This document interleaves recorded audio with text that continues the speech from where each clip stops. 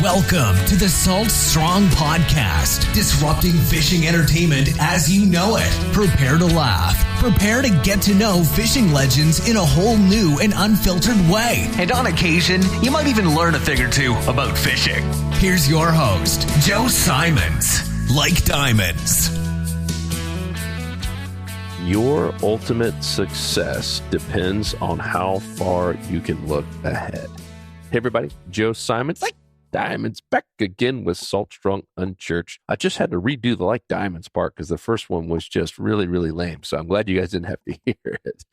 So in this episode, we're talking about mission and purpose and vision. It is so critical. And I recently received an email from this guy, Roy Williams. I'm on one of his newsletters, and it was talking about success. And it says that a person's socioeconomic strata, meaning the amount of money they have, where they fall in the ranks, if you will, lower class, middle class, upper class, etc., is largely determined by how far that person thinks ahead. I'm just going to read this word for them. I'm going to give you my 2 cents on it.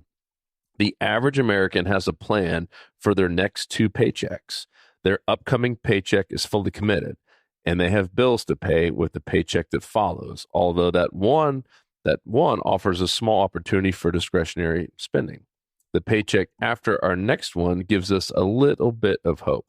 2 paychecks ahead is the furthest most of us dare look.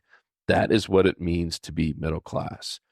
But at least we're not struggling to find the money to buy a new battery for the car so we can get to work, or trying to borrow money to pay a long overdue electric bill, or wishing we had enough food in the kitchen to last until the next payday. These people are struggling, but that's not the bottom. No, not at all.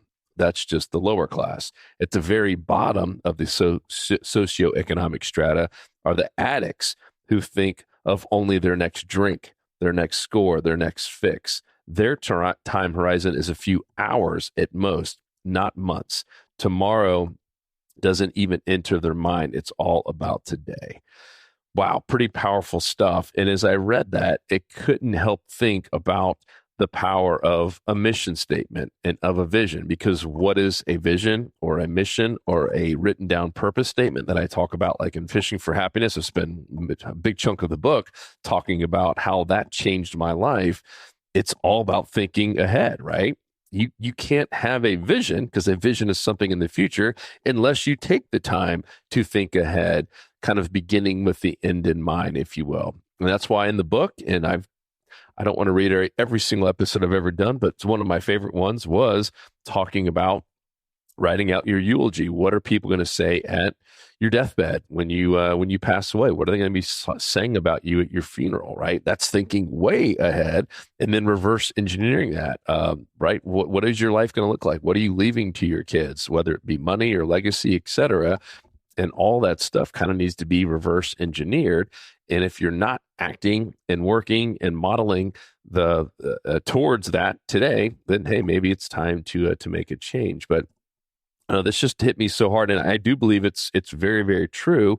You know, the times in my life, because I haven't been in the addict phase of things, thankfully, but I've been in the paycheck. I mean, when I was starting out as a new employee making the $28,000 a year, yeah, I was living paycheck to paycheck, and that's about as far as I thought ahead. And fortunately for me, I started reading books, and I had a great mentor who was teaching me things just like this email I got from Roy, talking about, hey, if you really want to get ahead in life and not be so stressed out about working paycheck to paycheck and living paycheck to paycheck and thinking paycheck to paycheck, then start thinking out into the future. What do you want your life to look like? What do you want that vision to be? Do you want to own a house? How big is the house?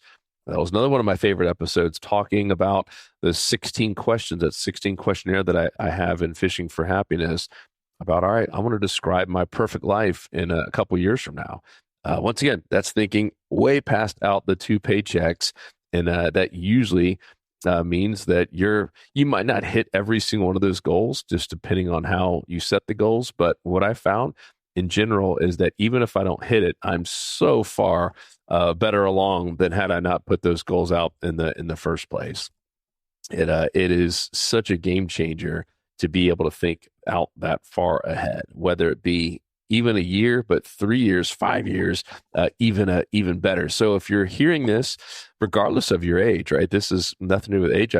There's plenty of people in their 70s and 80s that haven't done this. I mean, I hear from people constantly that are buying my book, Fishing for Happiness, and writing into me because then I leave my email and telling me that, hey, I'm 72 years old and I wish I would have read this at age 30, but I didn't. And I'm declaring, this is what is going to be my purpose and my mission statement. It gives you so much more clarity. It gives you so much more purpose, pun intended, and it really does bring so much more. I'm not going to say just joy, but it kind of does. I mean, when you have that purpose, and that doesn't mean every day is going to be perfect, and it doesn't mean every day is going to be joyful, but it just brings you so much joy and excitement. It's that get out of bed excited feeling when you know where you're going. If all you know is that you have to go to this crummy job to get the paycheck just to pay the bills, that's not very joyful. And I don't think God put us on this earth to ever feel like that, where we're just going through motions or going through a process or going to some job that we don't like. Now, do we have to do that sometimes, especially in entry level, or especially if we're working our way up? Yeah, you might have to have a crummy job where you don't absolutely love it.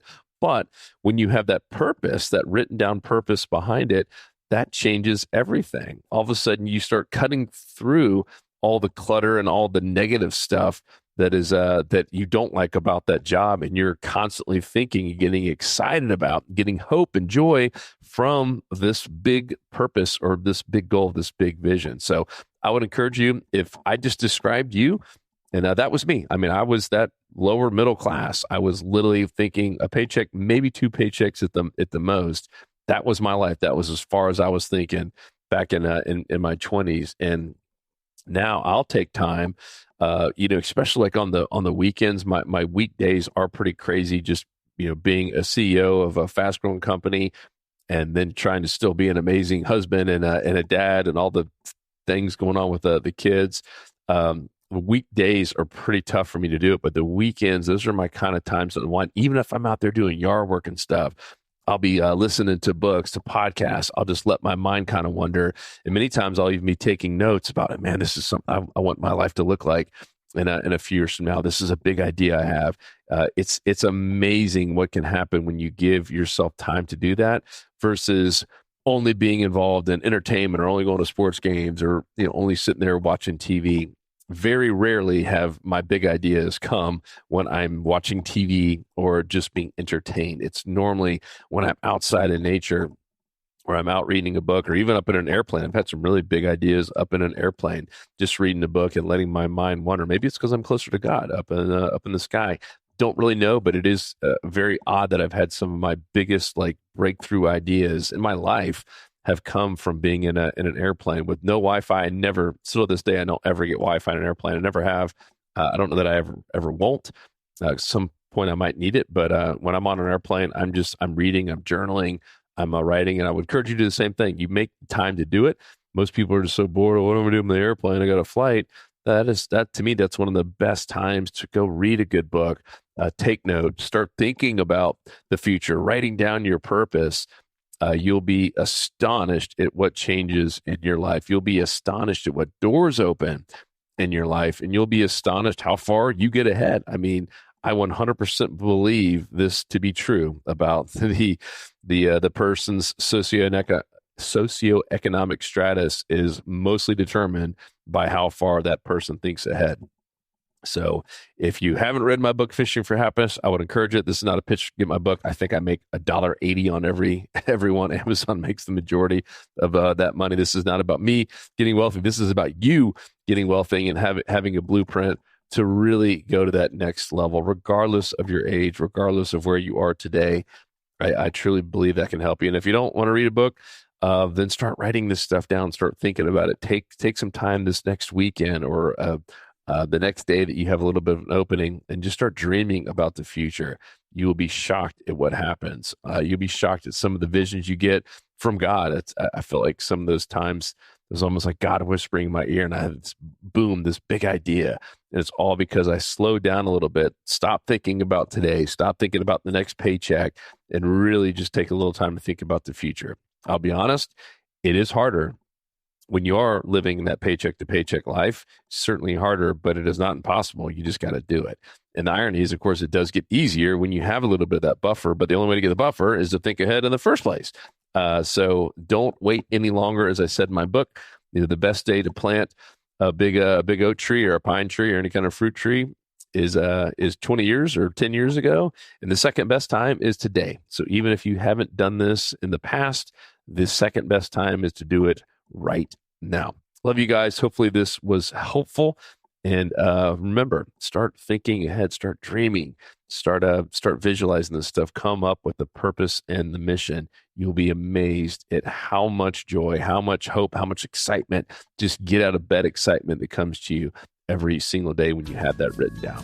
Talk to you soon. If you have any questions or thoughts on this, if you need more clarity, because I'm sure you probably do in some cases, because I don't clarify every single thing, let me know.